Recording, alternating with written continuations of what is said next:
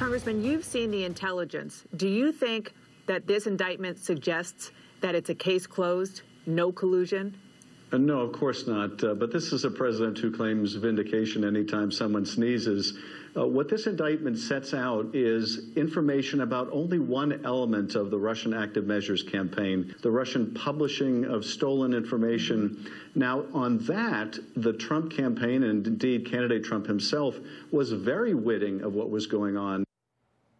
After a morning of reflexive rage tweeting by prolific Twitter troll Donald Trump, we heard Representative Adam Schiff, Devin Nunes's counterpart on the House Intelligence Committee, address Trump's character-limited claims that the indictment of 13 Russians clears his name of collusion. It doesn't. Joining me now, Tiffany Cross, co-founder and managing editor of the Beat DC, former State Department senior advisor Nayyera, and MSNBC political contributor Jason Johnson. Jason, I'm going to go to you first. Donald Trump tweeted this morning about Adam Schiff, about Congressman Schiff. Finally, Little, who spells little like that, Adam Schiff, the leakin', without a G, monster of no control, is now blaming the Obama administration, Russian meddling. 2016, he's finally right about something. Obama was president, knew of the threat, and did nothing. Thank you, Adam. Then he followed that with another tweet that I'm not going to bother to read because I'm just not. So here is Adam Schiff on CNN this morning, and he was talking about, this is what apparently Donald Trump is talking about. This was Adam Schiff on the Obama administration and Russian meddling.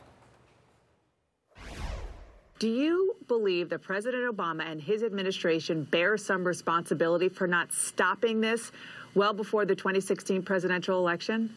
I've said all along that I thought the Obama administration should have done more. And indeed, when we discovered and we could attribute the conduct to Russia, Senator Feinstein and I took the first steps to make public attribution, because at that time we couldn't get the Obama administration to acknowledge the Russian interference. They were very wary of appearing to be putting their hand on the scale in the election. But none of that is an excuse for this president to sit on his hands. Jason Johnson, do you read that as Congressman Schiff blaming the Obama administration for Russian interference? No, of course not. And Joy, you know, I've said this for a long time. I think that the president, our past president Obama, was much more concerned with, hey, I don't want to put my finger on the scale. I don't want to appear too partisan. And I think that that was a problem. But at the end of the day, even if he had gone out and said, look, we feel there's actionable intelligence, I'm inviting Hillary and Donald Trump to the White House, it wouldn't have stopped the fact that the Trump campaign team was probably working with WikiLeaks. So, you know, there are larger issues at play here. It is not the president of the United States' fault. We are under assault from Russia. It's very clear. The head of the CIA has said it. Multiple people have said it. Mueller has made it clear, look, they were successful before. They're probably going to try this again. That is the issue that we face. And we have a president who is more concerned with his personal ego and reputation than maintaining the integrity of our election system, which is not surprising from a party that's obsessed with voter suppression and voter ID anyway. Well, and Tiffany, that is sort of, you know, one of the main issues here is that you did have during the 2016 election the presumption by all the data and the, you know, the pollsters, et cetera, that Hillary Clinton was going to win. And you have President Obama in this really awkward position where he has to decide,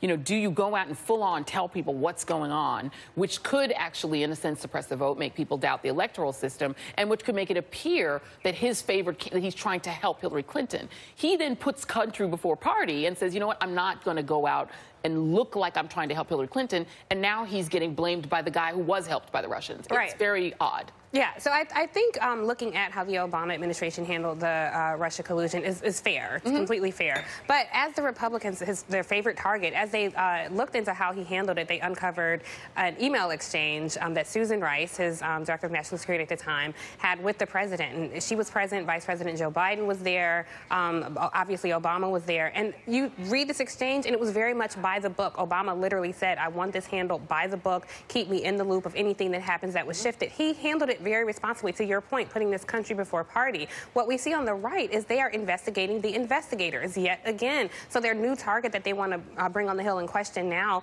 is Susan Rice yet again, who's answered all these questions. And there's a significant amount of the country that takes the president's tweets as truth. Yeah. We talked about this before. There is no intellectual curiosity. You can just Google some of these things, and it's obvious the president treats the presidency like a Christmas toy, like somebody's going to take it away from him if we keep looking at it. And that's not true. Fair. You won the Electoral College. 3 million more people voted for Hillary, but the laws of our country say you are president. Why have we not imposed any sanctions on Russia? Right. Why has he not acknowledged that not only did Russians meddle in the 2016 election, but they are currently actively meddling in the election now? Why? Because he stands to benefit from it, and that's undeniable. And as does his party. I mean, Nayyera, I mean, not only did Russians assist Donald Trump in getting elected, they went down ballot and seemed to favor Republicans in that sense, too. They attacked electoral systems in states. Right. None of that is being dealt with by this administration. And I want you to comment on the other issue at here that Donald Trump, in a way, sort of brings out. During the election, the Obama administration did go to the leadership, to the Big Eight in Congress, and say, listen, this is happening. We should get together in a bipartisan fashion and do something about it, and put out a joint statement saying Russia is attempting to interfere. And it was one Mitch McConnell who essentially threatened the president and said, if you try to say anything about this, we're going to interpret that as you trying to help Hillary Clinton, and we're going to publicly oppose it. So how is it that the Republican Party can possibly claim that it was the Obama administration that's to blame here rather than, quite frankly, themselves? Well, because it's a big game of where can you point the finger instead of pointing it at yourself at this point among the Republican Party against Donald Trump, when the fact of the matter is, just even this week, the Director of National Intelligence released a report. This is the organization that is the combination of CIA, FBI, all the intelligence agencies, including the Pentagon, released a report saying explicitly that the chaos that Russia is putting into elections is only beginning. And unfortunately, we have a president who himself is a chaos agent. That is what he does. There's a 2018 election coming up in which Russia is already gearing up to take advantage of our social media, and as Tiffany said, lack of intellectual curiosity to verify a lot of the claims being made by Russian bots that Donald Trump happens to be retweeting and talking about himself. And if anything, this report also made it clear that Russia is sitting Putin is sitting there in the Kremlin looking at the 2016 election as a big success for him, and that the chaos in their plan is working.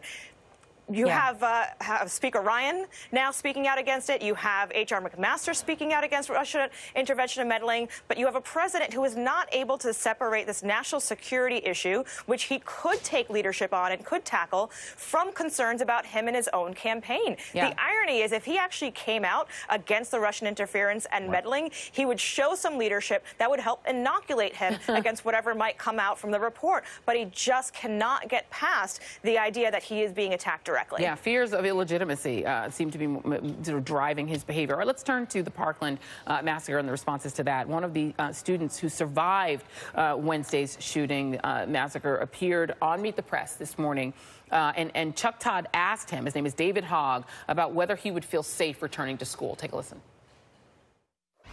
I will not feel safe going back to school myself until reasonable mental health care legislation and gun control legislation is passed. Because at this point, it's unacceptable. How many more students are going to have to die and have their blood spilt in American classrooms trying to make the world a better place just because politicians refuse to take action?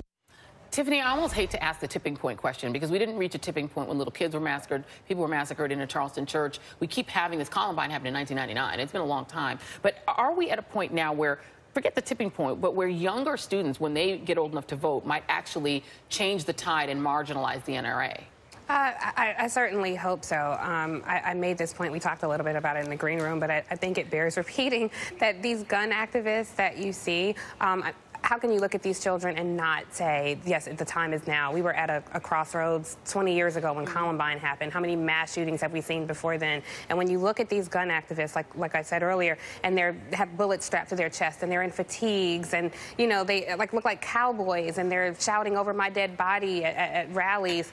And like I said, I think if these were black and brown people in fatigues with bullets strapped to their chest, you know, fist in the air, shouting over my dead body, we'd see drastic gun laws across this country, like we did, as we talked about with the Black Panther Party, when they armed themselves. When Ronald Reagan signed the Mumford Act, essentially illegalizing open carry in California because the Black Panthers were carrying. Absolutely. And these kids are so articulate, and it's like they're at their wits' end. They don't have adults advocating for them. And then I don't know if you remember after Sandy Hook, when the legislators walked past the parents who were pleading with them, please do something. When this country, as a nation, decided we will accept dead babies and dead teenagers because that's more important to me than my gun rights, it's a sad day in the country. And of course, Alex Jones going out and saying that it was a hoax, that there was no Sandy Hook massacre.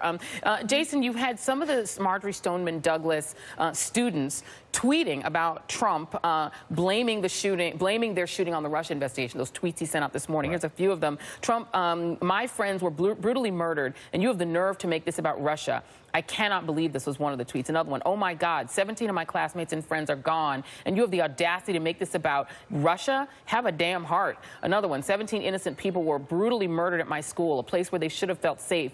Their lives were gone in an instant. You are the president of the United States, and you have the audacity to put this on Russia as an excuse. I guess I should expect that from you.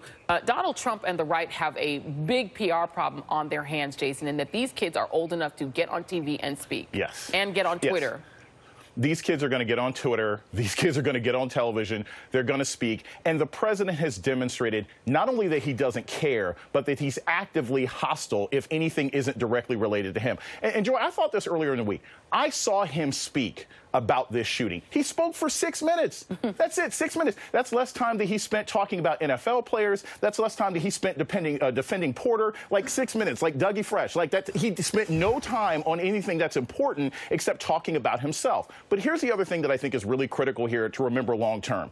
This is not really about mental health. Okay, and I'm really concerned about this idea of always using that as a red herring. Yes. Look, if a woman has been abused and she's depressed and she buys a gun to feel safe, I don't want her to be denied because she's suffering through depression. This is about the radicalization of young people, and this is about guns. That's what needs to be addressed, and the president doesn't want to talk about that because that's his constituency. Indeed. Stigmatizing people who have mental health concerns is just another excuse to not do anything about guns. By the way, just before we go, I want to let people know that survivors of the Parkland shooting, they have launched a webpage. They're organizing a march for March 24th. That's called the March for Our Lives. There's talk about student walkouts and teacher walkouts. So the kids are actually doing something about it. The politicians, not so much. Hello, Marco Rubio and everybody else in Florida and the governor there and the Republicans in Washington. Kids are doing more than you. Right. Thank you, Tiffany Cross. Thank you, Nayyera. Thank you, Jason Johnson. You guys have a great rest of the day. And coming up.